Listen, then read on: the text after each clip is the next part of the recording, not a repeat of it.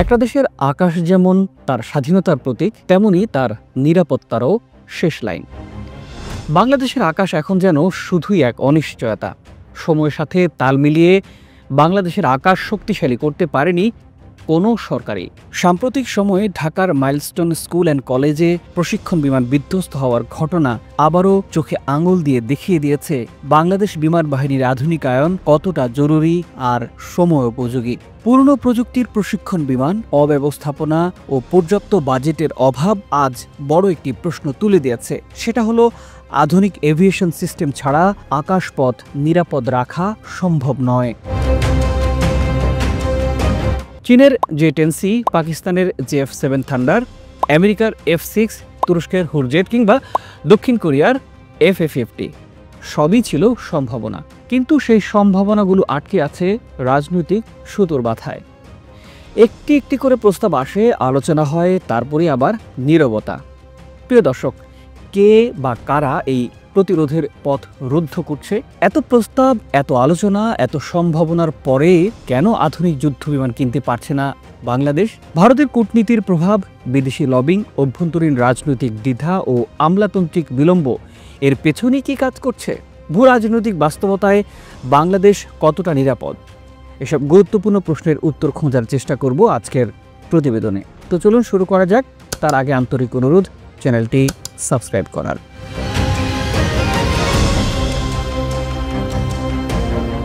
প্রিয় দর্শক, আপনারা অনেকে হয়তো জানেন বর্তমানে বাংলাদেশের বিমান বাহিনীর অধিকাংশ বিমানই টেকনোলজির দিক থেকে দ্বিতীয় বা তৃতীয় প্রজন্মের।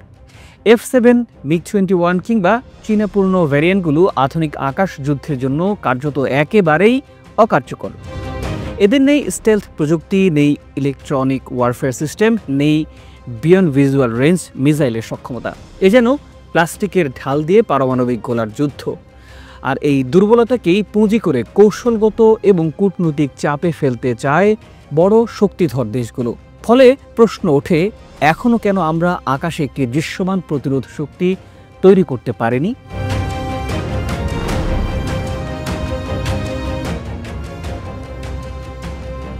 এখনকার যুদ্ধ আর সীমান্ত দিয়ে শুরু হয় না। এখন যুদ্ধ হয় আকাশে ফাইটার জেট কিংবা ড্রোন, সাইবার ছায়ায়, ভূ রাজনৈতিক চাপে। বাংলাদেশের উত্তরে ভারত, দক্ষিণ পূর্বে মিয়ানমার, দুই প্রতিবেশী এখন আকাশে আগ্রাসী কৌশলের পথে হাঁটছে। বাংলাদেশের ভূ রাজনৈতিক মানচিত্রে যেন এক কাঁচের তৈরি ঘর, চারপাশে শুধু ঝুঁকির ছায়া।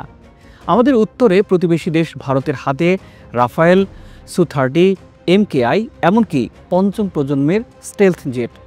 আমাদের আরেক প্রতিবেশী দেশ মিয়ানমারের কাছেও কিন্তু আছে Yak-130 ড্রোন, যা এরই মধ্যে রাখাইন সীমান্তে উঠছে। ভারত ও মিয়ানমার দুই প্রতিবেশী এখন এমন পর্যায়ে পৌঁছেছে যেখানে সামরিক সক্ষমতা শুধু শক্তির প্রতীক নয়, কৌশলগত প্রভাব বিস্তারেরও হাতিয়ার।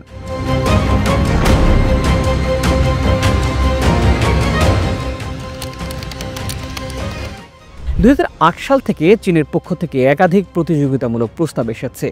Modern stealth jet, BVR missile, electronic warfare, দীর্ঘমেয়াদী ঋণ ও ট্রেনিং সহ সম্পূর্ণ প্যাকেজ।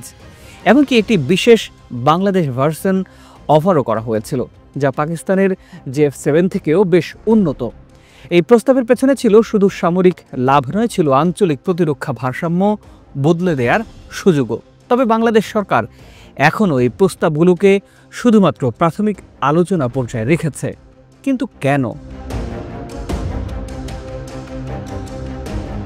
অন্তর্বর্তী সরকারের প্রধান চীন সফরে যাওয়ার পর চীনের প্রধানমন্ত্রী শি জিনপিং এর সাথে সৌহার্দ্যপূর্ণ বৈঠক করেছেন। সেখানে কয়েকটি চুক্তি স্বাক্ষরের পাশাপাশি আলোচনা হয় ফাইটার জেট কেনার বিষয়টি নিয়ে। এই সংবাদটি দেশি বিদেশি সংবাদ মাধ্যমে ফলাও করে প্রচার হলেও পরবর্তীতে দেশের রাজনৈতিক সিদ্ধান্তের কারণে স্তিমিত হয়ে যায়। দেশের প্রধান রাজনৈতিক দলগুলো দাবি করে নির্বাচিত সরকার আসলেই কেবল এসব বিষয়ের সুরাহা করবে।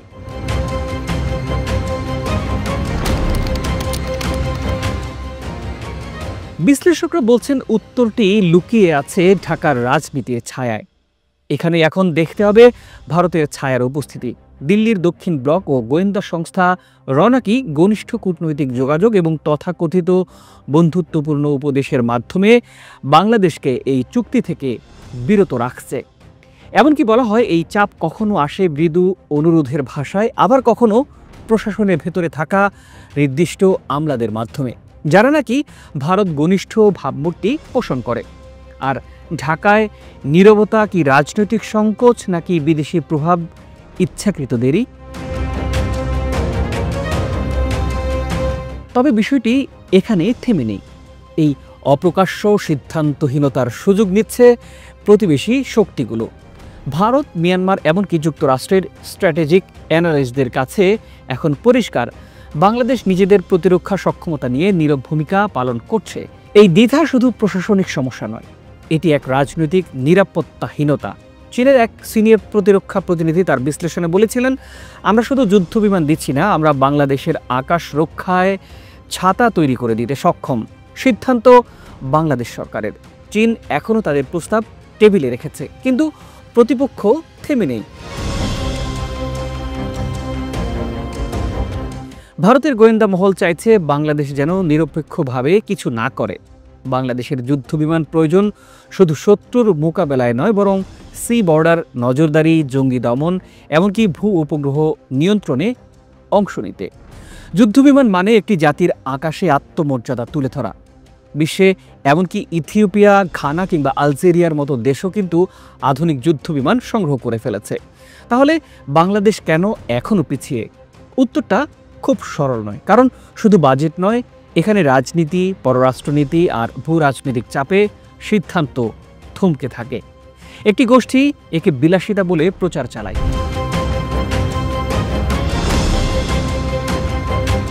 প্রতিরক্ষাকে দুর্বল রাখতে চাওয়ায় সবচেয়ে খুশি হবে ভারত ও মিয়ানমার। আকাশে কোনো প্রতিরোধ নেই, পাল্টা আঘাতের সক্ষমতা নেই, সময়ের কাঁটা এগিয়ে যাচ্ছে। ভারত নতুন জেটের জন্য ফ্রান্সের সাথে পারচেজ অর্ডার সই করে ফেলেছে। মিয়ানমার তৃতীয় ধাপে আরও ইয়াট আনছে। দক্ষিণ চীন সাগরে চীন ও আমেরিকার মধ্যে উত্তেজনাও কিন্তু বাড়ছে। এমন প্রেক্ষাপটে বাংলাদেশের আকাশ এখনও খালিই আছে, এরকম অনেকটা অনিরাপদ বলা যায়। ঢাকার নীতি নির্ধারকরা হয়তো ভাবছেন এখনও সময় আছে, কিন্তু এই ভাবনা হয়তো হবে ভবিষ্যতের সবচেয়ে বড় ব্যর্থতা। হতে পারে এক সন্ধ্যায় একটি শত্রু যুদ্ধবিমান যদি ঢাকা শহরের উপর দিয়ে উড়ে গিয়ে বান্দরবনে বোমা ফেলে, তখন প্রশ্ন উঠবে কেন আমরা সময় থাকতে আকাশ রক্ষা করিনি? আর সেই উত্তর খুঁজতে খুঁজতেই হয়তো ইতিহাসও লেখা হয়ে যাবে নতুনভাবে।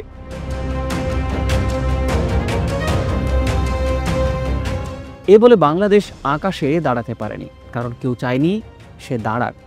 একটি জাতির আকাশ নিরাপত্তা শুধু প্রযুক্তি নয়, এটা তার স্বাধীনতার প্রতিচ্ছবি। এখন সিদ্ধান্তের সময়, নয়তো খুব দেরি হয়ে যাবে। প্রিয় দর্শক, এই বিষয়টি নিয়ে আপনার মূল্যবান মতামত জানতে চাই আমরা। নিশ্চয়ই কমেন্ট করে আপনার মতামত জানাবেন। আজ এ পর্যন্তই। ভালো থাকুন, সুস্থ থাকুন, দেখা হবে পরবর্তী ভিডিওতে।